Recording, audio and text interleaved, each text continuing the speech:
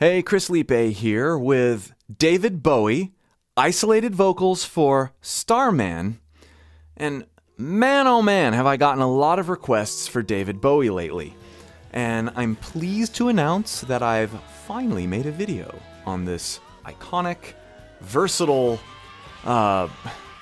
off-the-wall creative artist. David Bowie, before we get into this track, is a fantastic example of what I talk about a lot on this channel. And that is assuming a character and a persona makes you a better singer way before good technique, good pitch, a great range, dialed in compression, and good support, and not straining, and so many things that vocalists, especially aspiring vocalists, strive for. They have this checklist of, okay, I need to sing better with pitch, I need to stop sounding so nasal, I need to do this, and this, do this exercise and that exercise. But what a lot of people forget, I think what almost all singers forget, is that the singers that you like don't have that mindset. The artists that you like don't have that mindset. They're not thinking about what exercises they need to do. They're going after it. They're being creative. They're getting in character. They're expressing. They're being an artist. The best singers are musical actors, which David Bowie definitely is, and they are creative first. Yeah, they record some stuff and it sounds a little strained and nasal, but it fits the vibe. It's okay. The only reason that this gets some artists into trouble is that they put art way ahead of the longevity in their voice. And that can be a problem. And we've seen a lot of artists have vocal problems because they don't take time to serve their voice as the instrument that it is. They abuse it to get the creative energy that they want to get. That's not good either. That's why I've created my courses, particularly Discover Your Voice. My goal as a vocal coach is to help you harness the art and creativity of what you'd love to see and hear out of your own voice, and do it safely. Discover healthy sensations that lead to great sound, and express yourself in a free and long life-oriented way with your voice. You only got one. So if you'd like to join my course, you'd like to go deeper with me as your vocal coach, click the link below and request an invitation to my course. Discover Your Voice. All right, here we go. Didn't know what time it was, the lights were low, I leaned back on my radio, some cat was laying down some rock and roll, lot of soul, he said. Okay, so, right off, this supports exactly what I was saying. This isn't phenomenal pitch. This isn't a great performance. Didn't know what time it was, the lights were low, But it's very conversational. There's not a lot of thought going into the singing here. There's a lot of thought going into the rhythm and almost this semi-musical talking that's happening. But I would also like to point out, he's using a decent range here. Lights were low, Lights were low. He's, although not quite as floaty as I just did it, he's going into his head voice there. lights were low, Lights were low. Pay attention to this. If you can range-filled dynamic speak, you can sing way better. Then the loud sound did seem to fade. Now, I also want to point out that particularly in Bowie's voice, you hear his South London, I believe, accent. And a big part of that type of talking is that we naturally get our face out of the way. Of course, I'm really exaggerating it to sort of parody it. I can't I'm not trying to imitate accurately an accent. I'm merely observing. We tend to get, and you hear this in the Beatles music as well. You hear this sort of British kind of thing happening, and as a result, you don't have this la la la la oh. You have oh. There's all sorts of things muscle-wise in your face and throat happening to give you a brighter, more forward sound. And I think that my theory is that that's part of the reason that a lot of these singers were able to develop mixed voice so naturally in their singing, because of the natural way that they talked, and it just puts everything in line to discover that kind of sound. You listen to Robert Plant, certainly David Bowie, there's definitely face out of the way, a little bit higher larynx, natural compression that's happening.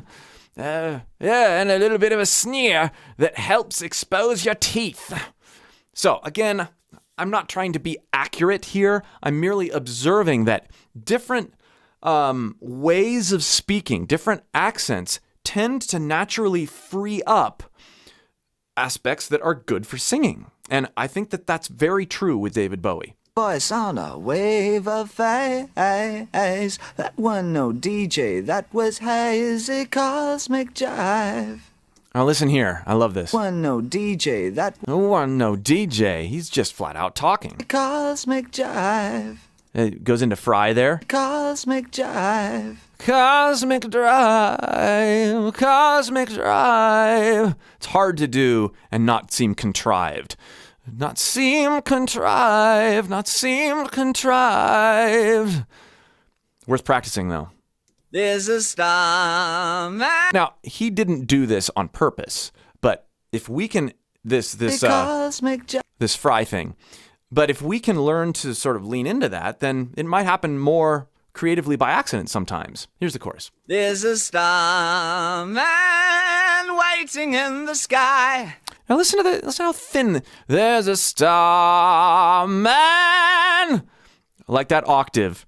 You can hear that R. This isn't Starman. No, this is Star. He's perfectly positioned in that sort of dying cat thing that I've talked about before.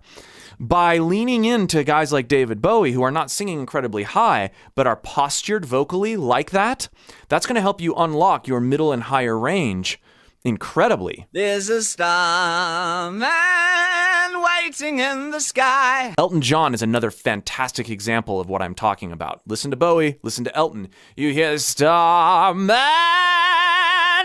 Starman. No, this is very key to observe. But he thinks he'd blow our minds. There's a Starman. Ooh, that harmony back there. Starman. Man, Starman. Waiting in the sky. He's told us not to blow it, 'cause he knows it's all worthwhile, he told me. Okay, now I really want to point out, listen to the cracks that are happening in, I believe it's the harmony. He's told us not to blow it. He's told us not. He's told us not to blow it. He's told us not to blow it. He's told us not to blow it. He might be straining a little bit back there, or maybe it's part of the effect. It really adds to the energy. This isn't, he's told us not to blow it. It's lighter and it's desperate sounding because of those cracks. He's told us not to blow it, 'cause he knows it's all worthwhile, he told me. He told me, not told me, told me. Yes, oh dear. Yes, if I could be this character as I'm singing this David Bowie song, I will have a much easier time singing in my low and high in a bright, expressive, and free way. Let the children lose it. let the children use it. He's a character. Let the children. And it's actually really good to exaggerate these characters as you're putting things in his voice. Remember, David Bowie is the quintessential musical character, right? He's had a bunch of characters. This, if we can get this from his voice, and you hear it in the way he phrases. He's not accurate. He's not a technically phenomenal vocalist. He's got a good voice, but it's the character, it's the energy that he exudes that makes his artistry so good. I had to phone someone, so I picked on you. So I picked on you, even here. It's not. So I picked on you, so I picked on. There's a little bit of that compression and the open, out of the way lips. So you heard him too. Switch on the TV, we may pick him up on channel 2. I like this sort of short weepy thing that happens once in a while. On channel 2. Channel 2. This isn't channel 2. He's good at knowing when to hold out and when to not hold out. He's got a really good sense of that. When to speak, sing, when to sing, when to lean in, when to back off. Part of the character. Came up on channel 2. Came up on channel 2.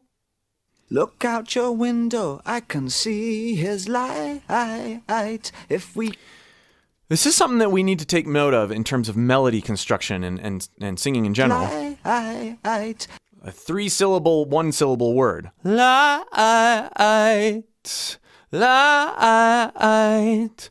Where else could you do that? Where you insert an onset into a word. Practice this stuff. It can create some really interesting hooks. He may land tonight. Don't tell your papa or he'll get us locked up in fright. Fright. Intentional hard T there. There's a starman waiting in the sky. There's a starman waiting in the sky. Star, I need a cane and I'm going to march around the room. Sky, he'd like to come and meet us, but he thinks he'd blow our minds. Listen to the desperation here on the like to come and meet us. He'd like to come and meet us. You can hear a lot of Bowie in more contemporary singers like Gerard Way. I've done a lot with Gerard Way on the channel. Absolutely. And this kind of sound here. The sky, he'd like to come and meet us. He'd like to come and meet us. It's not that very accurate, but there's little cracks and marks of desperation. Thinks he'd blow our minds. There's a starman waiting in the sky. Starman waiting in the... So cool. How they slide up together right there. Starman. It doesn't slide, actually. Starman. Starman. Sky. He's told us not to blame. He's told. Hear that nice crack back there. It's on with while he told me. I like how it unisons there, too. It's on with while he told me. Well, he told me, not told me. So open. Let the children lose it. Let the children use it. Let all the children boogie. Starman waiting in the sky. There's so many cracks. And it's so good. Voice cracking is something that is shied away from all the time. And it shouldn't be. It should be embraced. It should be leaned into. Sure, there are some scenarios where you really don't want your voice to crack, but I think it's over-avoided. I think if we can embrace the voice cracking and the vocal break, that's one of the other things I talk about on the channel all the time. lean into your vocal break. Don't try to smooth it out. It's not that you should never try to smooth it out, but if you're not afraid of your break and you learn how to use it for good, distortion, screaming, transferring artistically between different resonances, there's so much you can learn from your vocal break, so much expression you can harness from leaning into your vocal break. And he's demonstrating that here because he just doesn't care. Starman waiting in the sky. He'd like to come and meet us, but he thinks he'd blow our minds. There's a starman waiting in the sky. He's told us not to blow it, 'cause he knows it's all worthwhile. He told me, let the children lose it. Let the children lose it. He told me. Yes. La la la la la la la la la la la la la. La la la la la la la. Listen to how loose those doubles are. Not precise at all. Like maybe that he didn't even sing them together. The engineer muted the other one and let him kind of express and emote over and kind of just vibe without the knowledge that the other one was happening. Or he was just so into it. The point is, accuracy is not the goal here. La la la la la la la la la la la la la la la. More of those cracks. La la la la la la la la la la la la la